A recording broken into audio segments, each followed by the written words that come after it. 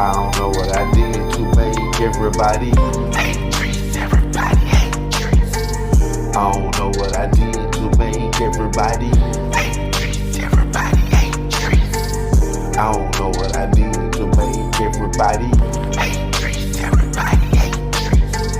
I don't know what I did to make everybody hate trees. Those niggas hate trees. I don't know what I did to make everybody hate me. Those niggas hate trees. The slip of my tongue, trigger finger for fun. You know I got this trigger finger, man. They know how we do it on the hill. What's up? What's up? Is it coming to Kegel? He ain't waffles and bagels. What's up, Kegel? They need to worry about themselves. I mean, I done had so many different ventures or adventures in my life for, you know, when it came to the industry, the film, the music or whatnot. Those of you who know my history and who follow me right here on YouTube, you know, Frank, you know, y'all know the story. Frank got popped just like Big Meechie. Frank went down, the group Untouchables back to square one. You know, me personally, I was back robbing, doing, you know, all my little stuff. But then one day, I got a little cousin named Tasha Knox. Tasha had knew these cats up on Gabby Road that ran this new club they had opened on Gabby Road called The Gate 321. It was like a teen club. You know what I'm saying? Like 18 and over, actually. And they had been trying to get the club off the ground, you know, get people to come, but it's so much competition on Old National at this time. You talking about 20 grand was, you know, Frozen Palace and all this stuff. It was going down, you know what I'm saying? So coming up with a teen pop club or teen hip hop club was pretty unique, but they still had to get the people inside the building, you know what I'm saying? So it was a nice building. They had remodeled and everything.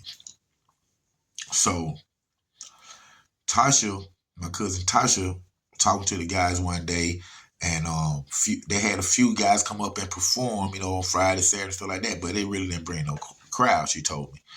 But she talked to him and said, hey, man, you know, I know who can get this whole club crunk. Turn it up, man. And they were like, who? And she was like, my older cousin, Don Trees. He was in a group called the Untouchables. And, of course, the two owners, X, what's up, X? What's up, big homie? X, they knew of the Untouchables and had heard some of our music. So he was like, man, you know, get them come up here, you know, however, you know what I'm saying? And I know my partner, Mr. Big Time, Columbia BT, what's up, man? My homie just came home, man. I did a song about you, boy. Big shots out, man. Love you, homie. But he had just did a show up there and brought a bigger crowd than what they usually have, but they still wasn't satisfied yet from what I heard. So I went ahead and went up there and talked to him. Got with my cousin, went up there and talked to him. So what they had offered me was, you know, like, you know, you can do an event here, really. That's what it was. Like, you can do an event here. So with that being said, I knew the Untouchables was still hot at the time. So I'm like, man, you know what? I'm going to call the group minus Frank Nitty, because Frank Nitty's in the feds at the time. But I'm going to call the other three members with myself. That's four. I know the math, y'all. But I was going to rally them together, man, and we're going to do a show, man, and we're going to get paid for it, too. You know what I'm saying? I talked to him.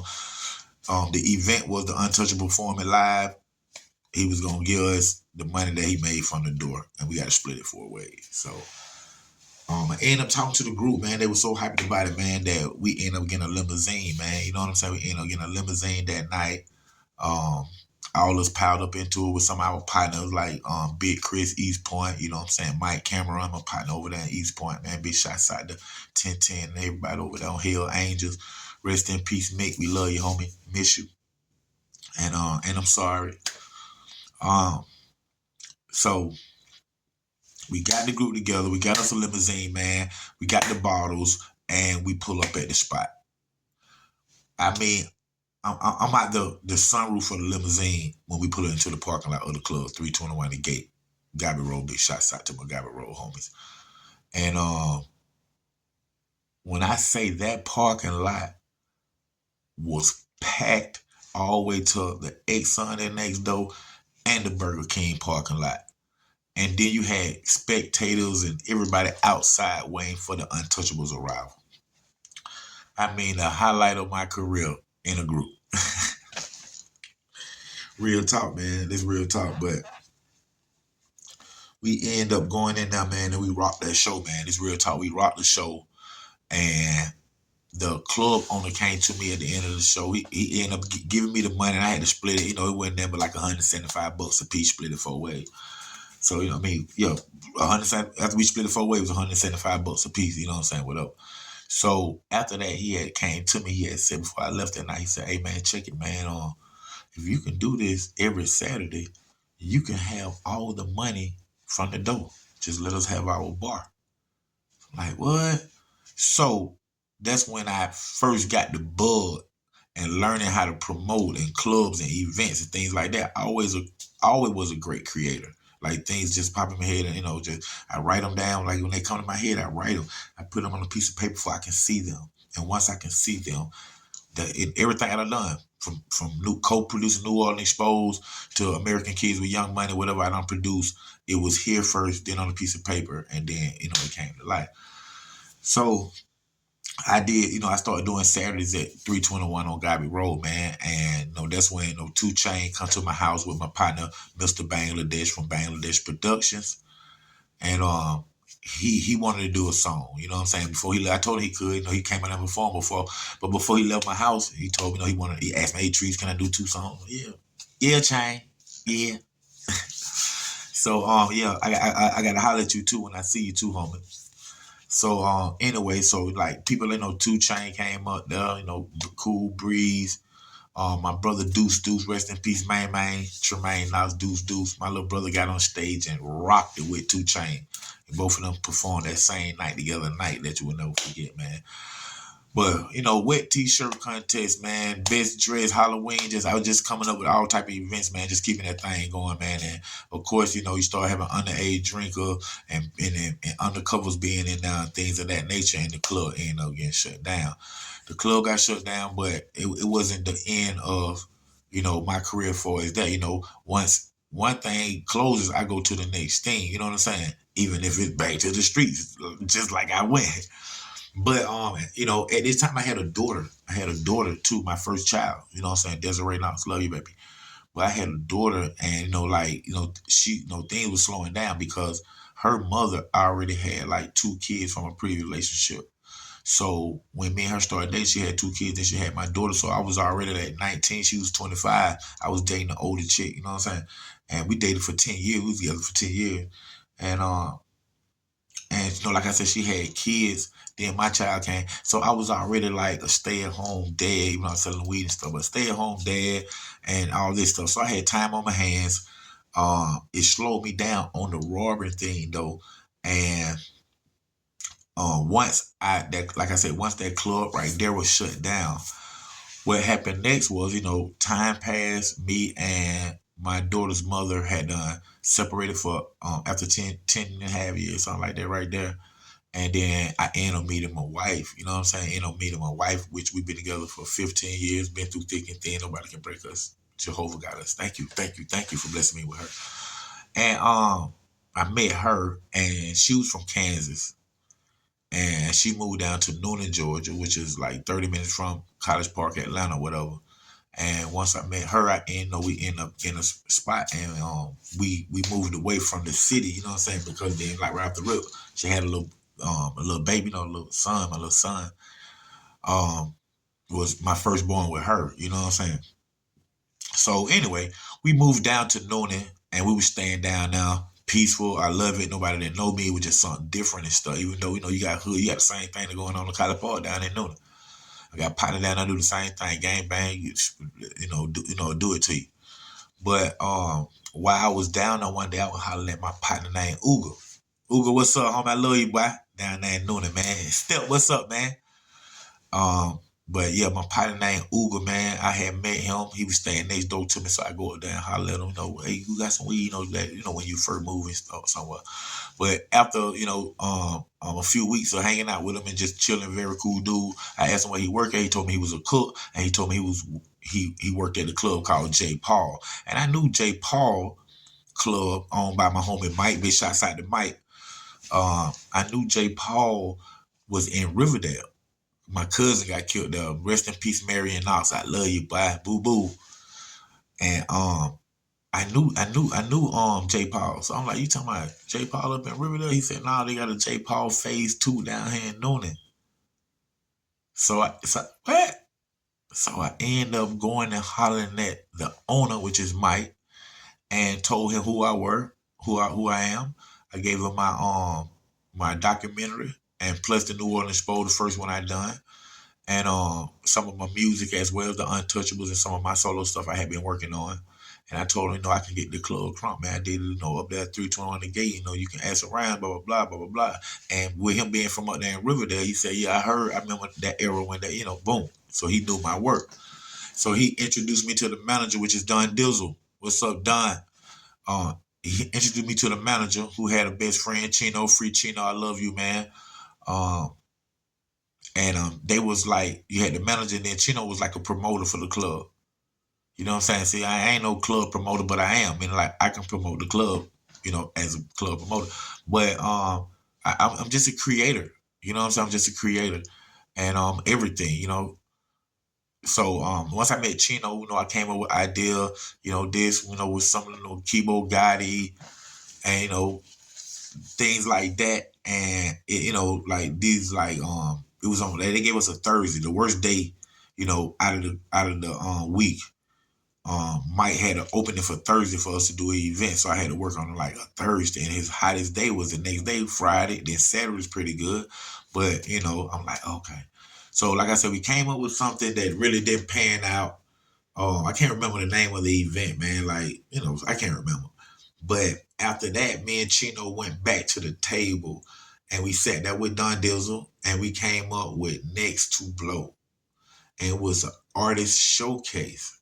Just like, regular rap the mic in New York, anywhere. And T.I., at this time, T.I. Grand Hustler Showcase thing, they was the hottest artist showcase, performance showcase in really Georgia. You know what I'm saying? But in Atlanta or whatnot. So they really was making noise. And then you had like T.I. was getting away like a cash prize or like $1,000 or $5,000, something like that. Things of that nature. And I actually think that's what it was. They was doing like T.I., if you win his Grand Hustle Talent Showcase, you win like $1,000. So when me and Chino came up with Next2Blow, one of the things that I didn't want to do was give away money. Excuse me. And the reason why, because before the film industry, I myself am an artist for the Untouchables.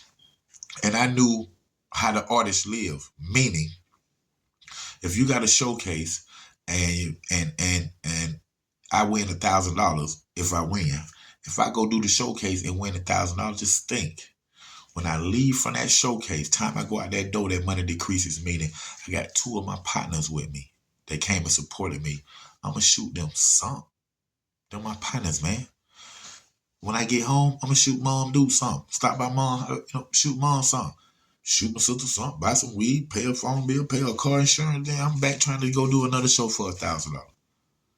So it helped me, but it didn't help my career. So me and Chino came up with things to help an artist's career.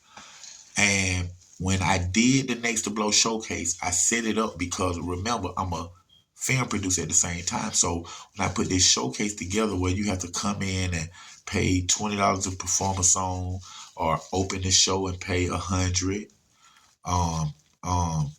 do more than one song for a different price and things of that nature to bring that flow in.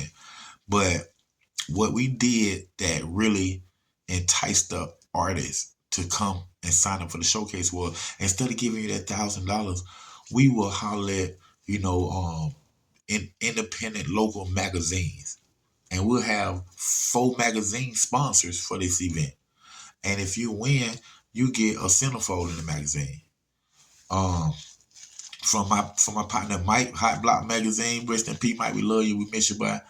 To so man, it's been so long ago. But yeah, we had like 4 or 5, maybe even more than that. Magazine sponsors. Then we'll have things like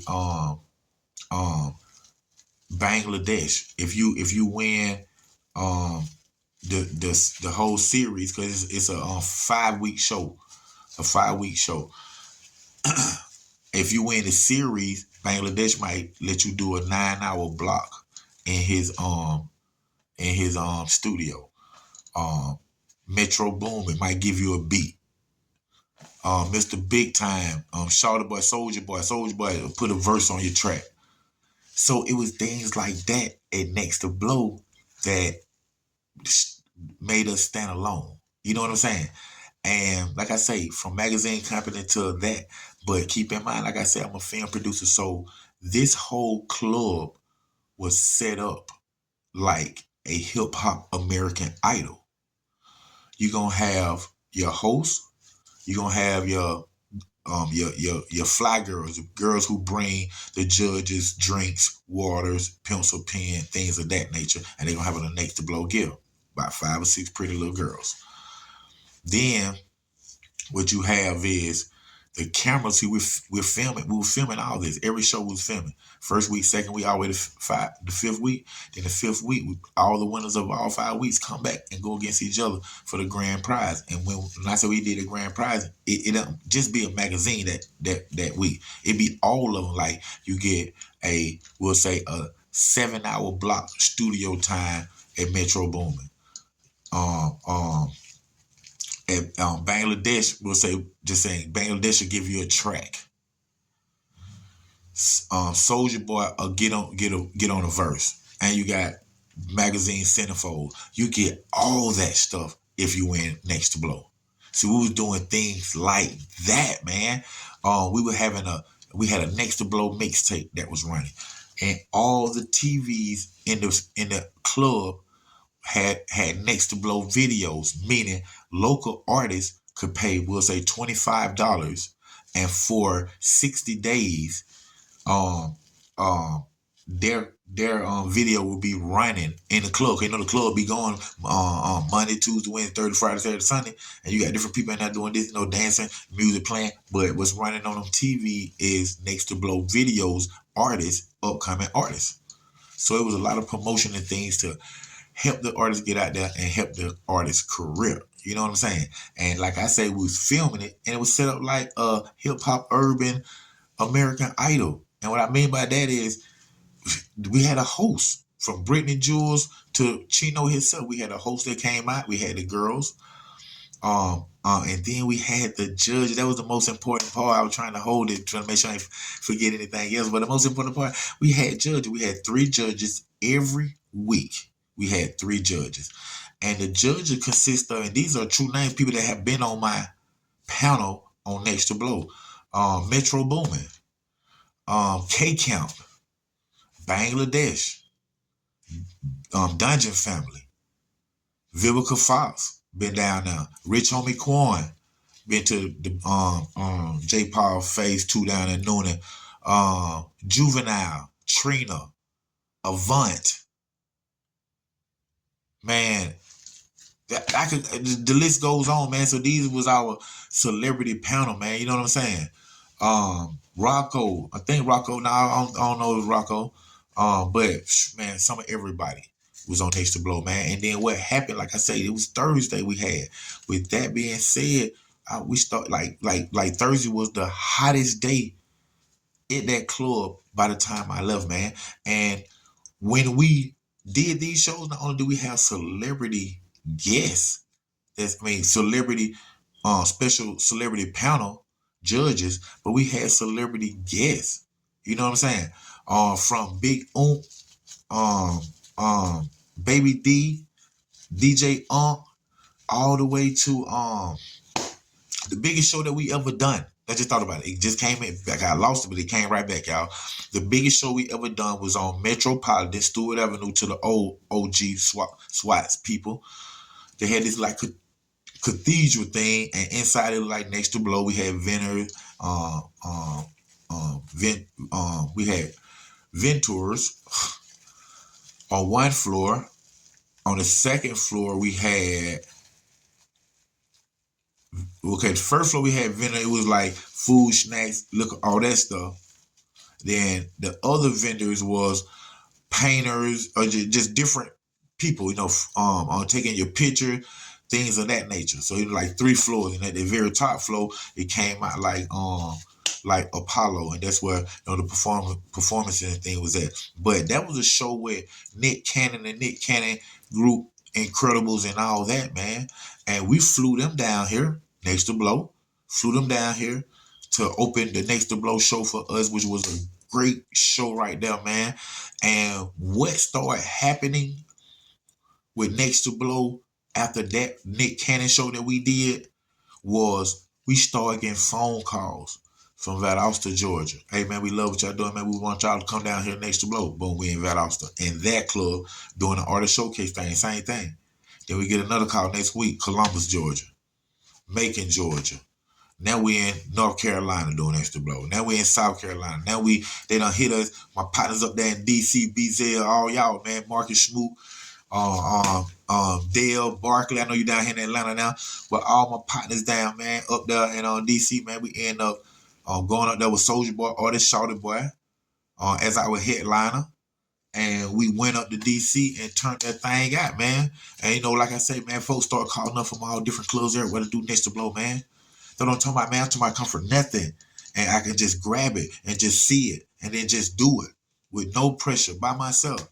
For real. Long I got Jehovah God, man, I'll be gone, man. The real talk, man. Thank y'all for tuning in to another great episode of Underground Source TV with your host, Don Tree, Knox, film and TV producer, OG Black Boy at 3700. Now remember, some of these stories that I'm telling y'all, just like the story about Next2Blow in the club with 2 Chainz performing, Don Knox American Nightmare movie will be this summer on Tubi and Prime, and y'all will see some of these same stories in the documentary live with the footage and things of that nature, man. So listen, on the way out, you make sure you share, you make sure you like, make sure you subscribe, homies, and make sure y'all check out them memberships. Like I say, once I get 100 memberships, do you hear what I'm saying? 100 memberships. Once I get 100 memberships, I'm going to drop the first 10 never before seen R-rated stories. They're going to blow y'all away from him, man. But I got to get 100 members into my membership for my channel right now, Underground Source TV, man. So y'all go ahead, make sure y'all subscribe, memberships, like, check out my YouTube shop, man. It is going down, College Park. Stand up! I don't know what I did to make everybody hate Trees. Everybody hate Trees. I don't know what I did to make everybody hate Trees. Everybody hate Trees. I don't know what I did to make everybody hate Trees. Everybody hate Trees. I don't know what I did to make everybody hate Trees. Those niggas hate Trees. I don't know what I did to make everybody hate me. Those niggas hate Trees. The slip of my tongue, trigger finger for fun. I got the trigger finger, man. They know how we do it on the hill. What's up? Is it come Mr. Kegel? He ain't waffles and bagels. What's up, Kegel?